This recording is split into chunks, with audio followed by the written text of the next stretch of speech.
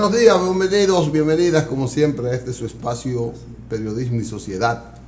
Cada mañana un conversatorio horizontal. Hoy nos toca, con la ayuda de Dios y Ciro Toro, nos vamos a desbrozar el camino hacia la luz. Buenos días, Isidro, ¿cómo estamos? Muy bien, buenos días, don Licho. Sí, qué bueno. Tenemos hoy muchas cosas. Ahí tenemos a Tony Raful. Dije que Johnny Abe está vivo. Después dije que lo mataron en el 67 en Haití. Entonces, ahora Tony me contó que cuando él estuvo en Guatemala haciendo, una investigación sobre el libro del asesinato del presidente Armas, que él tiene un libro de eso, y el brazo de Trujillo allá, dice que Trujillo fue que lo mandó a matar. Entonces allá él entrevistó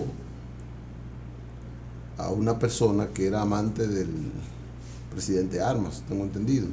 Y el presidente Armas entonces,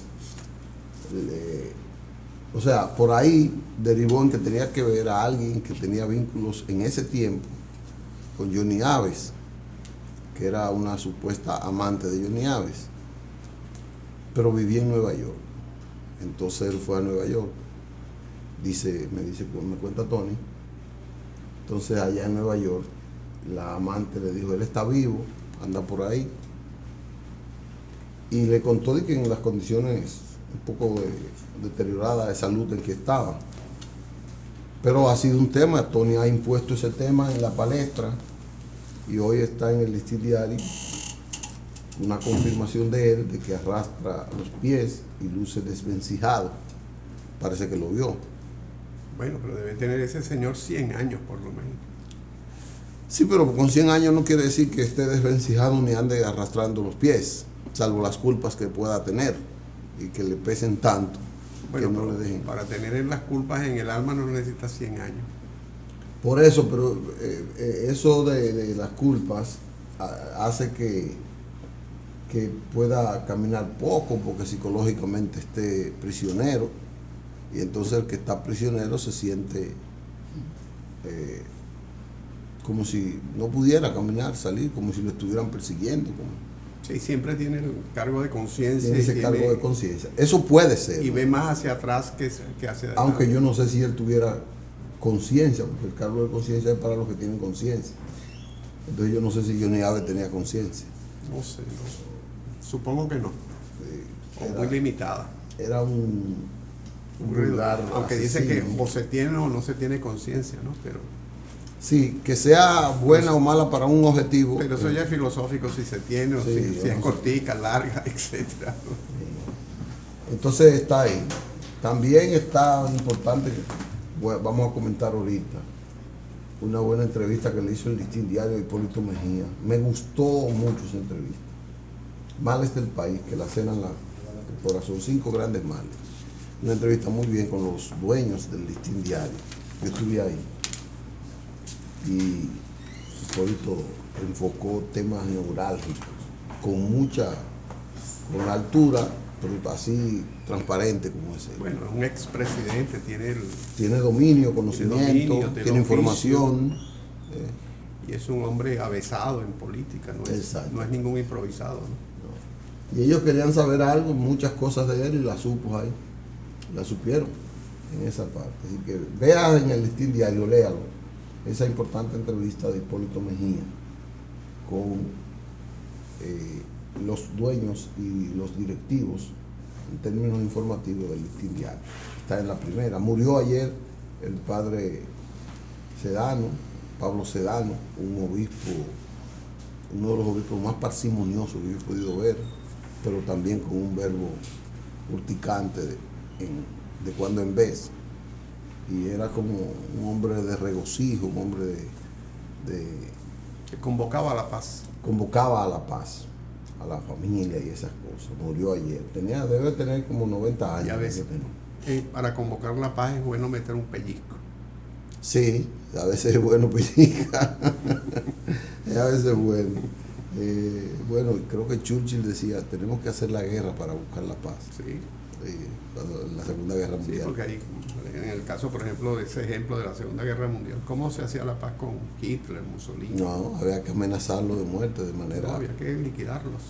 Seguro. No había forma de hacer la paz con ellos. Mire, Isidro, en Haití la cosa está caliente también. Ayer marcharon más de... Dicen 1 millón, yo no creo que llegara a 1 millón. No hay tanto. Pero marcharon más de 100.000. Sí, pero es que cualquier marcha de 10, 15, 20.000 personas ya se hace un volumen importante. Mataron, hay 15 muertos en esa parte. Así que...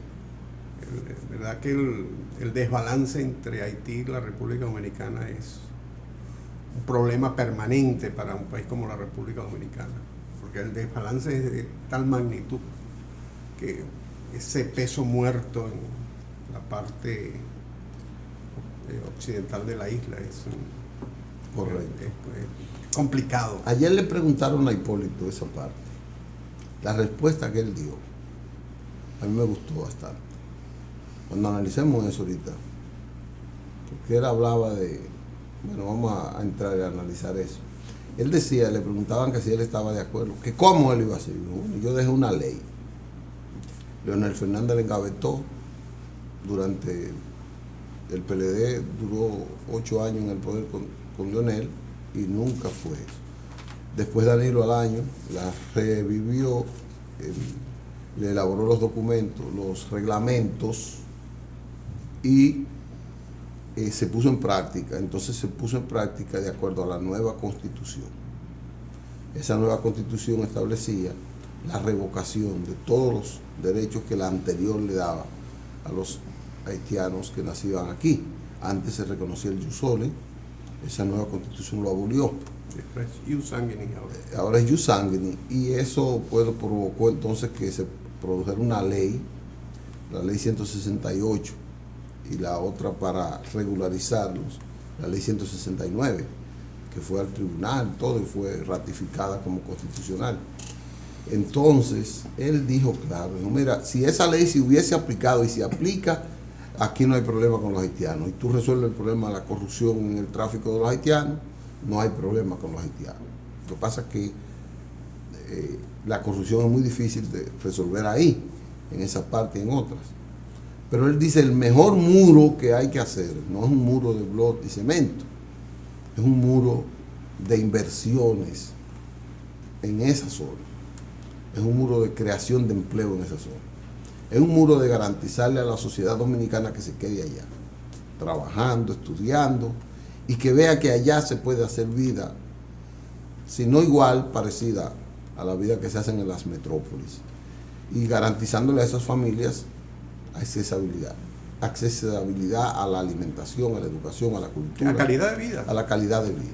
Entonces ese es el mejor muro que tú vas a hacer, con una frontera que no es verdad que tú mandando de que 300, 400, porque ahí no hay donde albergar 1.000 militares. Ahí no hay un lugar donde puedan dormir 1.000 militares. Todo eso es envío de tropas, eso es cuento. Eso es cuento, eso es nada más para los periódicos. Entonces, esas cosas así, me gustó el enfoque que le dio. Y regularizar, el que tiene sus haitianos aquí, tiene que tener un contrato. Debe tener esa regulación del gobierno. Eso filosóficamente es correcto. Ahora, ¿cómo se materializa? Ahí es donde vienen los graves problemas. Porque todos hablan de eso, de poblar la frontera, darle educación, salud, darle calidad de vida, etc. Son líneas generales, filosóficas, doctrinarias, son todas correctas. Ahora, ¿cómo se materializa eso? Yo pienso que es difícil, pero yo pienso que aplicando la ley también. Si una empresa que no use la corrupción, que el gobierno no le permita la corrupción, tiene 200 haitianos entre... Yo creo que hay que estimular el nacionalismo, no el chauvinismo. O sea, un nacionalismo sano, vamos a llamarlo así. Y hay que repoblar la frontera. Eso es lo que está planteando. Pero repoblarla con programas muy concretos donde participen muchas instituciones y donde gradualmente se le vayan creando los focos poblacionales con esa calidad de vida. Correcto. Y creo que se puede hacer porque el desarrollo turístico de zonas cercanas a la frontera permitiría pueblos que generen la manufactura, que generen industrias, que generen productos y servicios para esa industria turística. Correcto. Amén de que hay alguna cantidad de manufacturas también que se pueden desarrollar en la frontera. Ahora, el punto es que queremos ver la solución de la frontera como una varita mágica. Una ley y ya está la ley y a los 2 días tenemos la solución. No. Eso tiene que ser, son 300 kilómetros de frontera. Más o menos, 300. Entonces, 320. En 2 o 3 o 4 años vamos a resolver, a sanear el 10% de la frontera. En territorio y en población. En territorio y población integralmente, 30 kilómetros. En 2 o 3 años más, 30 kilómetros más. Luego, en un año más, 30 kilómetros más. Y en 20, 25 años tenemos saneada la frontera, fortalecida la frontera con... Eso lo puede hacer un gobierno, dos gobiernos. No, eso lo tiene que hacer el Estado dominicano. Independientemente del gobierno. Despolitizar eso. Despartidizar eso. Porque... Y desfanatizar eso, o sea, hacerlo como claro, racionalidad política y racionalidad jurídica. Entonces tú tienes que colocar emisoras de radio y emisoras de televisión allí en la zona de dominicanos, con mentalidad dominicana, proyectando lo que es la cultura dominicana. Porque el grave problema entre Haití y República Dominicana es la diferencia cultural que existe. No es que una sea mejor que otra, es que son dos culturas distintas y punto. Totalmente. En religión, en idiomas, en modos, y usos y costumbres. Entonces son dos mundos completamente distintos. No es el tema de las fronteras en Iberoamérica, que a final de cuentas todos hablan castellano con sus modismos, todos son católicos. Los indígenas son propios de... Los indígenas cruzan un río y para ellos es lo mismo. Para ellos es lo mismo y para nosotros es que esa parte de allá es un país, esta parte de acá es otro. La frontera con Haití no. Es que son dos mundos distintos. Amén de que el desarrollo cultural de Haití inclusive no se parece en nada al desarrollo cultural de las zonas afrodescendientes de Colombia, de Venezuela o de Ecuador. ¿Seguro? O de Centroamérica. ¿Seguro? Es que son distintos, es un mundo distinto realmente. ¿Seguro? No se parece en nada al desarrollo de los afrodescendientes brasileros. En nada. Entonces, allí hay que hacer un plan muy bien pensado, un plan de Estado donde se incorpore la sociedad dominicana. Y es evidente que debe hacerse binacional. O sea, tiene que haber una... Tiene que haber, pero la parte dominicana hay que adelantarla, el Estado dominicano, la sociedad dominicana, y ofrecerle algunas alternativas a los haitianos. Pero si ellos lo hacen o no lo hacen por sus problemas internos, su dinámica interna. Que no afecte la política nuestra. Que no afecte la política. Que la política nuestra tenga un ingrediente resaltante en términos de lo que es la calidad de vida de la familia dominicana que vive ahí. Y ese desarrollo fronterizo va a traer como consecuencia un desarrollo en el lado haitiano también, porque se va a reflejar. Seguro. Y eso va a traer consecuencias positivas para Mire, en el lado haitiano, en la zona norte, por ejemplo, en Juanamente, Cabo Haitiano, ahí hay capitales dominicanos, capitales mixtos, incluyendo de una tercera nación, que ha logrado un desarrollo en los últimos 15 años que a mí me sorprendió. Juanamente antes era un mercado donde usted veía a la gente en el suelo, durmiendo en el suelo, y era una ciudad bastante deprimida. Ahora ahí yo vi una universidad, un liceo, pero bastante higienizado, muy nuevo, y se enseñan varios idiomas. Y hay una compañía dominicana que tiene una extensión terrible. Dicen que tiene como 7,000 empleados esa empresa. Exacto, yo no sé si tiene 7,000, sí, pero tiene muchos empleados. Pero tiene una urbanización, tiene una comunidad con viviendas distintas, en mejores condiciones, estructural y orgánicamente formada, distintas a la mayoría de las viviendas de la frontera de Haití a aquel lado. Ahora, si esos Yo fui a ver empresarios a privados lograron eso, como un Estado, no lo puede. con la sociedad, con empresarios privados de aquí, no puede generar 8 o 10 núcleos como eso en la frontera. Seguro que y luego esos núcleos se vayan multiplicando en 20, 30 años y cambiar la realidad de esa frontera. Sí, es posible. ¿Cuándo se está discutiendo el tema de la frontera? Toda la vida.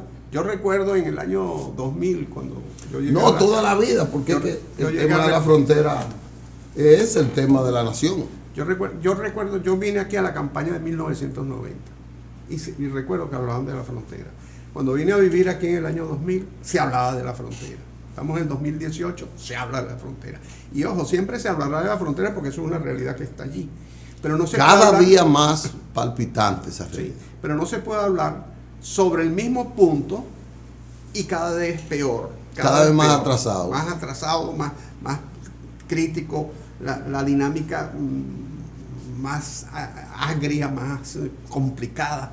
No, hay que hablar de la frontera sobre progresos y avances. Seguro. Noticias positivas. Y montarnos en esos avances y cosas. Realmente hemos retrocedido mucho. Pero es por falta de lo que usted acaba de decir, la desidia, la dejadez de las autoridades, que tiene mucho que ver con, como decía Hipólito ayer, tiene mucho que ver con la corrupción, tiene que ver con el laissez-faire que los gobiernos han dejado con los militares antes, que los... Y es campaña electoral. No, nadie quiere enfrentarlo. Sí, pero todo el mundo habla de la frontera y todo habla el del tema. Y son temas que enarbolan nacionalismo, sobre todo en sectores de oposición del momento. Correcto. Ayer yo me sorprendí con unas declaraciones ahí de Leonel Fernández. Leonel ayer dio una declaración totalmente distinta a la que dio hace un año, 2 años. Y yo dije, este hombre cambió, ¿qué pasó? Le pregunté a un muchacho ahí que si era que estaba equivocado, porque yo recuerdo haber tenido un presidente que se llamaba Leonel Fernández. Entonces el que habló ayer no era el presidente. Bueno, pero quizás fue cambiando de perspectiva por alguna... Parece que cambió la perspectiva ayer. Eso tampoco es deleznable, ¿no? Porque los presidentes van cambiando. Bueno. Yo he escuchado a algunos que han tenido una opinión con la reelección, después tienen otra, sí. Otros tienen una opinión con temas agrícolas. Pero temas como ese tienen que ser despartidarizados, como usted dice. Sí. Eso no puede estar en función de la coyuntura política. La Iglesia Católica debería convocar a la sociedad, incluyendo a los partidos, para hablar del tema de la frontera y buscar una salida. La Iglesia está también contaminada, tiene diferencias muy notables. La Iglesia, yo no sé quién tendría que hacer eso. Eso tiene que hacerlo el Estado. Pero la Iglesia solo... No, convocar, yo digo convocar a los factores, a los distintos sectores de la sociedad.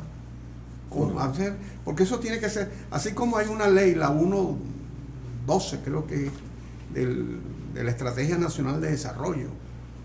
Hay una ley que plantea el desarrollo hasta el 2030, que es una ley política, porque es una ley del Congreso sobre programas. Todas las leyes son políticas. Sí, pero son programas para no crear confusión, son programas diseñados por la burocracia en función del desarrollo nacional hasta el año 2030. De una visión. De una visión. Quizás ahí no se incorporó toda la sociedad. Yo no sé cómo realizaron esa ley, pero esto de la frontera tiene que ser toda la sociedad, los medios de comunicación, los gremios. Lograr los puntos comunes, convenientes a la defensa de esa soberanía. Y entonces aplicar eso. Y revisar la materia de los haitianos en particular y los extranjeros en general en la situación de la República Dominicana. Correcto. Me está diciendo Albert como que tenemos que una pausa. ¿Es Albert? Sí. Bueno, pues vamos.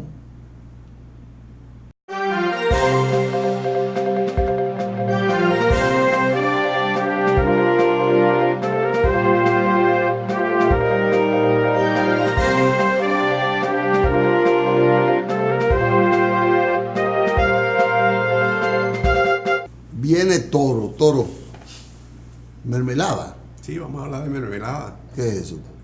Usted no sabe lo que es la mermelada, que se le echa al pan y en dulce. Eso es dulce. Sí. Nosotros no podemos promover el consumo de azúcar aquí. Bueno, deberíamos, Sí. porque déjeme decirle antes de entrar la de la mermelada que vamos a hablar. Nosotros vamos a hablar de otra mermelada. Pero en la zona de Bauruco, hay una producción de uva importante y de ahí se produce mucha mermelada para el consumo nacional. De uva. De uva importante. Ojo, se ha reducido, habían como, no sé, 8 o 10 mil tareas, ahora hay como 2.000, 2.500 tareas. Y no es de vino, no es para vino y el consumo nacional. Mermelada también. Se produce vino, pero también se produce... O sea, hay una diversificación Claro, del uso. No sabía que se sí. producía mermelada de eso. Sí, se produce mermelada y jugos, etcétera. Y eso hay que ponerle el ojo porque antes habían alrededor de 7, 8, 10 mil tareas, ahora hay 2.000, 2.500 tareas. Ah, no, eso ha pasado en todo, porque es que eso no lo estimula la visita sorpresa. Ha reducido. Seguro, Hay porque para eso usted necesita un plan. Sí. Hay un plan. Usted necesita una planificación para producir cada rubro. Ahora Y ese sí. rubro implica comercialización, implica extensión, saber cómo están las condiciones sanitarias, cómo están las condiciones del terreno, darle apoyo profesional, técnico del personal, tener apoyo de eso, saber la población que se va a beneficiar con eso, entonces un marco. No, pero ahora hay un programa para se están cooperatizando, se están transformando en cooperativa los productores. Pero eso es personal, eso es individual, que han tenido que hacerlo para no liquidarse. Pero no hay de parte pero de... hay un apoyo desde el punto de vista del IDECO y del pero FEDA. no, eso no lo hace el haciendo- IDECO, no. No, sí, Tenemos que pensar en grande. Mire, eso tiene que hacerlo el organismo agropecuario, el Ministerio de Agricultura. y el FEDA, que es el fondo. El está- FEDA es una oficina que tiene 4 escritorios y una persona para eso. Eso es el Ministerio de Agricultura en una planificación global del desarrollo agropecuario nacional en función del desarrollo de las exportaciones del país. Está bien, pero yo le estoy diciendo que esos productores de uva que están en la zona se le está dando asistencia, visto que se ha reducido tanto la frontera agrícola. Es un plan de emergencia. Entonces, bueno, como ustedes quieran llamarlo. Pero No es malo, no es malo, porque dentro del plan de la planificación global debería estar la cooperativización de se eso. están reuniendo en cooperativas, se están organizando los productores en cooperativas. Inclusive hay una cooperativa que es todo, creo que el 99% son mujeres. Exacto. Mujeres que cultivan la uva, producen la uva, etc. Eso es un buen plan. Y el FEDA, a través del FEDA, se le ha dado apoyo técnico y apoyo financiero. Pero vamos a hablar de otra mermelada. Ah, otra mermelada. Sí, otra mermelada que es peor. Peor que esta. Sí, porque esta es dulce.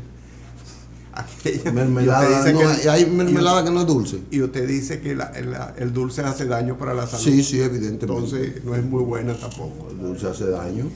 La operación mermelada es una práctica que se viene dando hace muchos años en Colombia, en que se endulza a los parlamentarios para mantener el Congreso en una posición o de apoyo o de crítica suave al gobierno. Esa es la operación mermelada. Eso se llama en Colombia, o se reconoce en Colombia como operación mermelada. Ah, pero aquí están haciendo eso.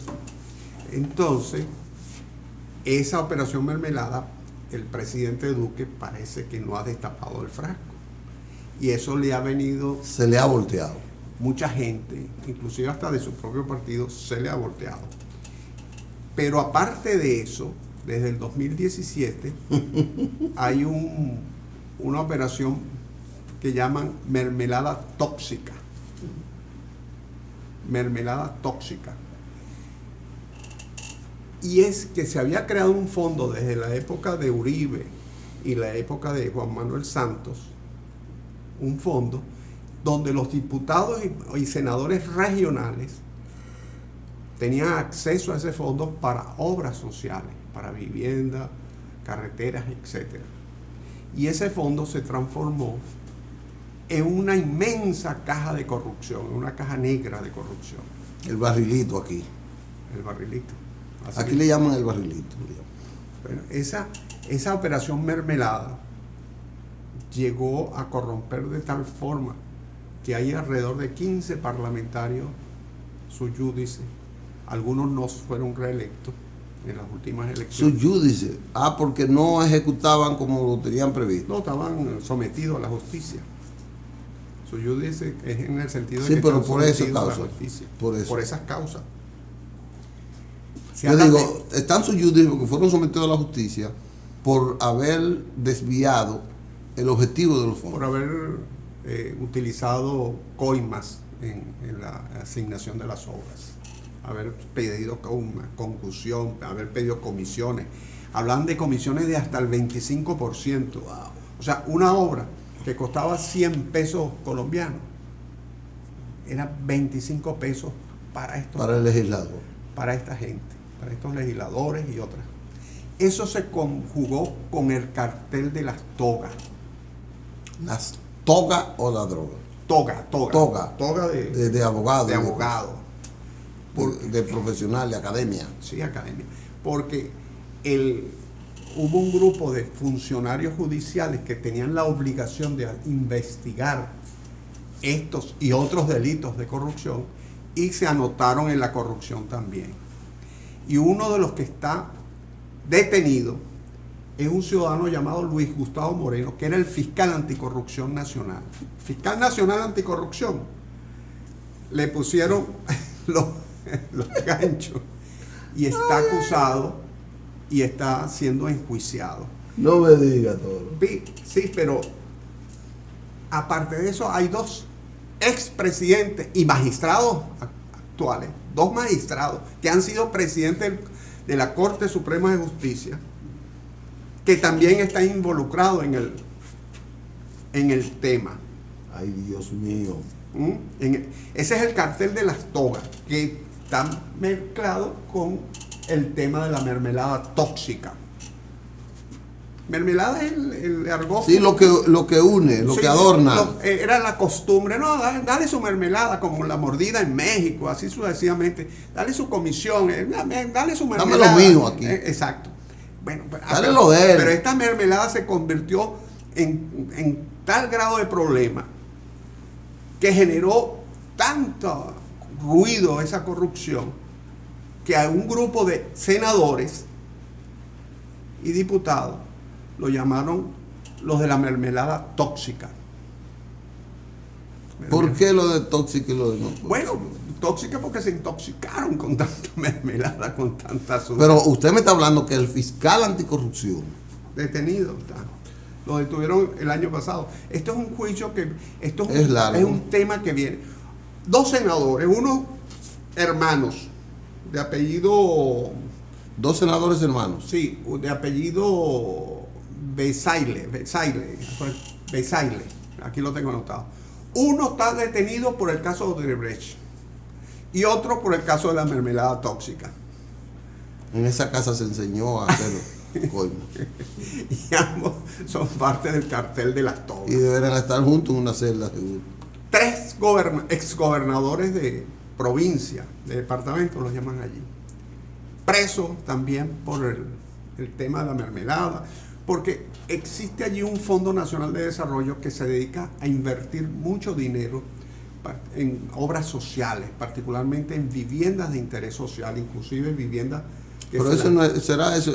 Es que el papel del Congreso no está para gestionar, para desarrollar inversión, no está para eso. No, entonces este fondo, que es del Estado, del gobierno, le asignaba cupos a estos parlamentarios regionales. Eso debe estar en el proyecto de desarrollo de inversión del gobierno por años, en el presupuesto nacional. El legislador lo que tiene es que hacer que eso se haga realidad, que lograr que la institución que tenga que construir la escuela, la construya. Claro, la que tenga que construir el canal, ese es su papel, forzar para eso. El papel del legislador es legislar y controlar. Controlar. Sí. Controlar que esas leyes se ejecuten. Exacto. Sean de presupuesto, sean penales, cualquier ley. La función del legislador es de control. Y sería mejor si le diera participación a la comunidad, si eso lo hiciera acompañado de los beneficiarios de eso. Claro, eso ya entramos en la parte de la democracia participativa. Correcto. Y entonces entramos en un tema que la gente ha olvidado. En el año 2001, la Organización de Estados Americanos sancionó la Carta Democrática Interamericana. Esa Carta Democrática establece todo eso que usted acaba de decir: transparencia, eficiencia, equidad, justicia. Todo eso son las características, calidad de vida, son las características. La Carta Interamericana de la Democracia. De la democracia. Eso se sancionó el 11 de septiembre del año 2001 en Lima, Perú. Esa carta la firmaron todos los países de América. Gobernaba Ricardo Lagos en ese tiempo, ¿no? En Chile. En Chile. En Perú gobernaba en ese tiempo. 2001, no recuerdo si era Alan García o no sé. Alan García se asiló ayer. Sí, se fue para Uruguay, para la embajada de Uruguay.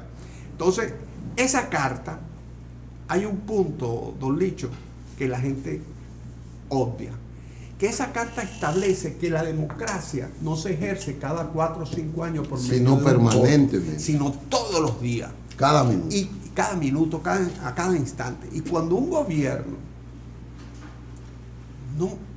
no procura que esa democracia sea diaria, consuetudinaria, que sea cotidiana, el gobierno pierde legitimidad.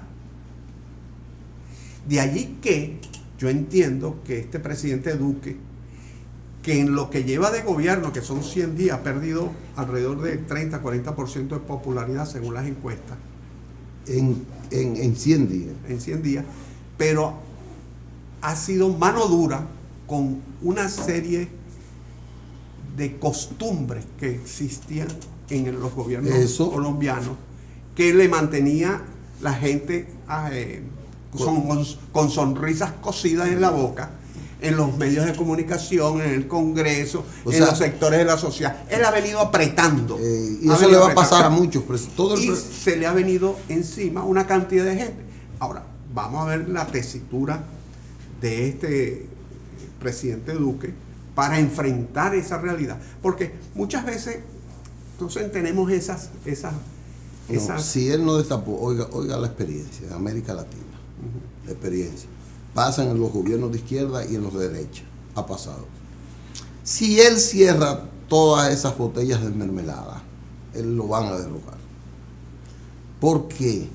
Porque la corrupción, que es eso, envuelve a los dueños, a los medios de comunicación, a los empresarios. Sí, dice que no hay corrupto sin corruptor. Sí, pero aunque no haya, el corruptor, aunque sea el Estado, es corruptor, aprovechándose de esa debilidad de la sociedad. Entonces él va a venir siendo como un espécimen raro de esa sociedad. Y él va a tener, porque es que aquí nosotros lo vemos. El que enfrenta la corrupción tiene de frente a la sociedad dominicana, a pesar de muchas cosas que usted oye hablando, de muchas marchas y cosas. Aquí hay gente que usted lo ve marchando contra la corrupción y va y se le mete adelante en un banco. O engaña a una persona que le está comprando una piña. El que está marchando contra la corrupción. Es un problema gravísimo de la sociedad dominicana. No estoy siendo exagerado. Entonces, ese Duque va a tener un gran problema. Porque él tiene que hacer como han hecho muchos, que la han suavizado. Enfrentan unas, entretienen al pueblo con unas, con las más lacerantes, pero deja salir las otras. Para él poder, porque es lo que yo creo que debe hacerse con la corrupción, es un combate gradual, procesal, es un combate como proceso, transicional. Sí, transicional. Entonces eso no puede enfrentarlo él de frente, porque es que, repito, mire, lo van a derrocar. No me cabe duda. Porque imagínese usted, el ejército, ¿cómo usted le quita la corrupción al ejército? ¿Cómo esa coima, esa cantina, al ejército de golpe y porrazo? Usted lo va a mandar a la loma otra vez. Porque la guerrilla es corrupta, la guerrilla es asaltante, la guerrilla roba. Y los ejércitos regulares también.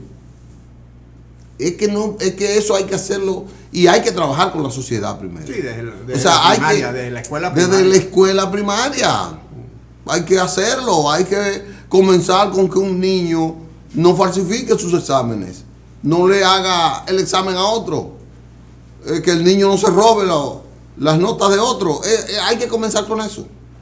Pero yo repito, es loable que un presidente haya hecho. Ahora, el hecho de que el fiscal anticorrupción esté detenido, que 2 magistrados de la Corte Suprema, es una buena que han lectura. sido presidentes del Tribunal Supremo de Justicia de Colombia, estén presos, están en juicio.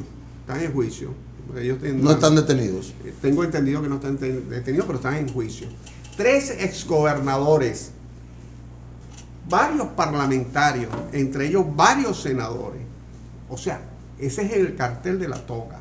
Sin contar. Eso es nada más en Colombia. En Colombia. Y no es el caso de Odebrecht. No. Aparte está el caso de Odebrecht, que tiene una cantidad de personas. Y los que faltan, porque ahora Odebrecht está contribuyendo en varios países a esclarecer más el caso. Porque ahora Odebrecht se ha sumado, inclusive a aportar fondos para aprobar mecanismos democráticos que luchen contra la corrupción. Oiga eso.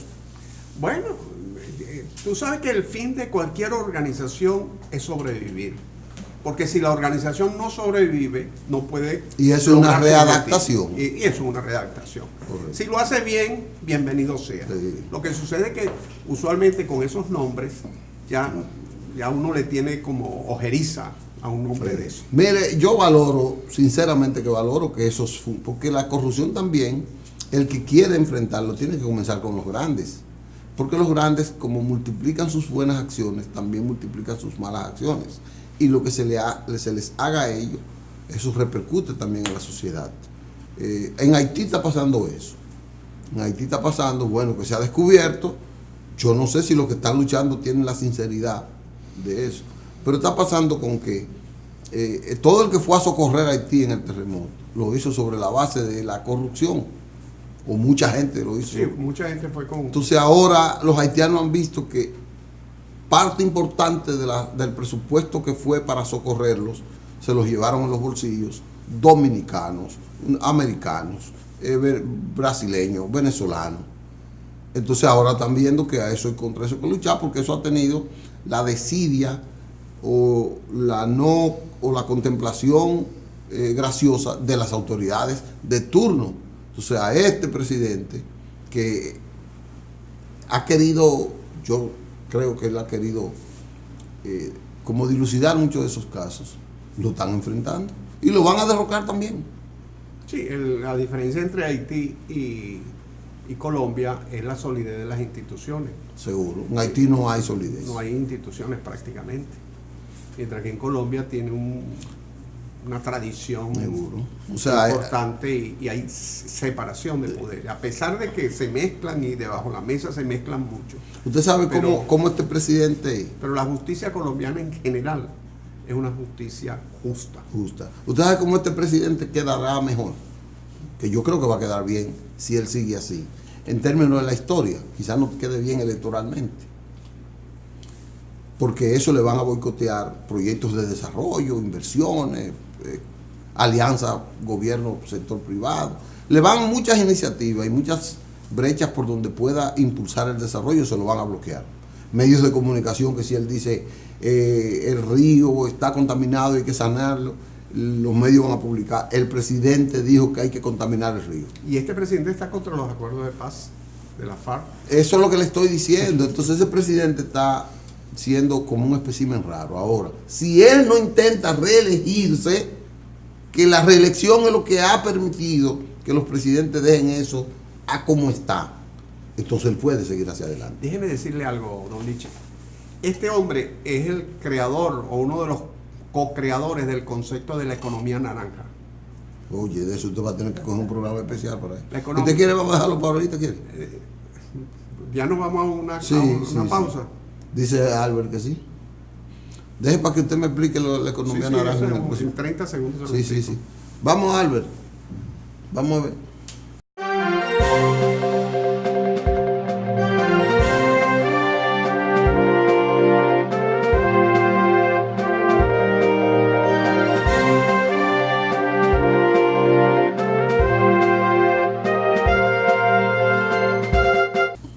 Toro, mermelada. Economía naranja. Economía naranja. Naranja, el color naranja es el color de la creatividad.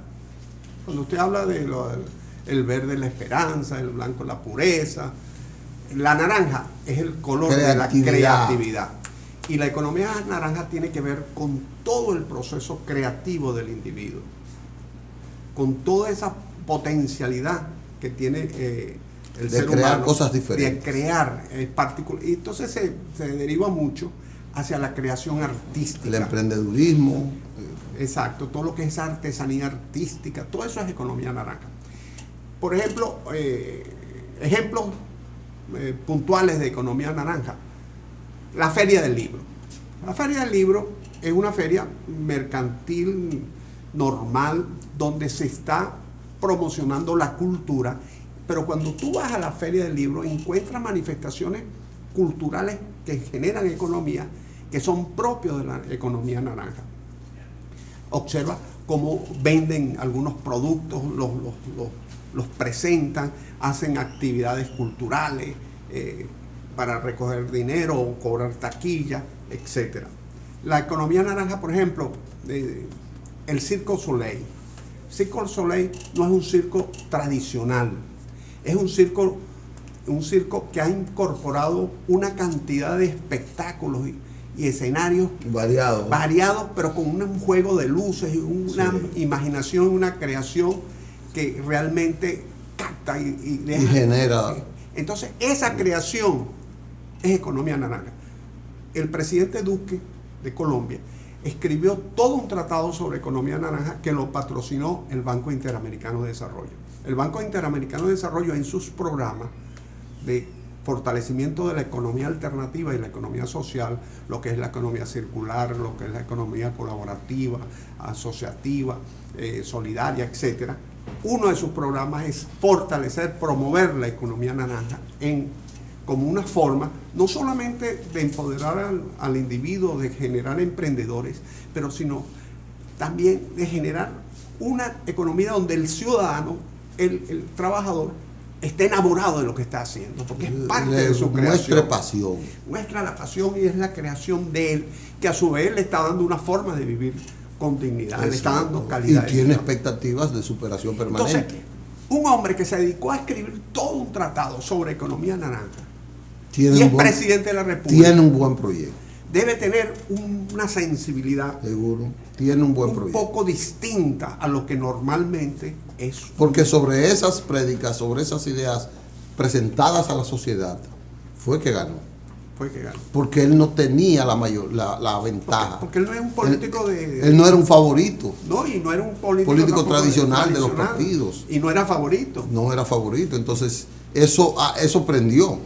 Y no es un político también que yo veía algunas partes de la campaña electoral. No es un político que anda con una sonrisa y repartiendo caramelo. No, mermelada. Pero tiene una particularidad que enfrenta problemas, le da carácter al problema, lo enfrentan de manera personal, y en países como el nuestro, la transparencia, la rectitud, la claridad en las acciones de la gente. A la gente le gustan los políticos pusilánimes, se le gusta mucho, y yo sé lo que le estoy diciendo. Ahora, yo soy de... Y le buscan las quintas patas al gato. Yo soy de los que no cree que tecnocracia es democracia. Yo no creo que los tecnócratas gobernan. No. Pero tiene que haber un equilibrio. Pero un tecnócrata con una visión como la de Duque es una visión humanista, socializante, incluyente, solidaria. Claro. Eso es lo que se necesita en un tecnócrata o en una persona que no sea un tecnócrata. Y hacia allá va la política en nuestros países. Ojalá que sí. Tiene que todo se nos está yendo, ya se nos ha ido el tiempo. Hoy tuvimos muchos televidentes. Bentley en Nueva York, mi amigo, Yajaira, Winton, Rosa Alcántara y muchos más. Ya hay Alba, mi sobrinita bella de Conérico. Son todos extranjeros, por eso las redes sociales tienen esa ventaja, que han disfrutado de esa exposición suya hoy, que me ha elevado el compromiso de yo venir cada día aquí. Y felicitar a Urbiani, que me lo amarró, me lo trajo y me lo mantiene ahí, porque si Urbiani no lo descubre, no llegamos a leer. Señores, mañana es miércoles, nos veremos con Omar Ramos hablando de una visión jurídica de la vida. No lo dejen solo. Hasta mañana, si Dios quiere.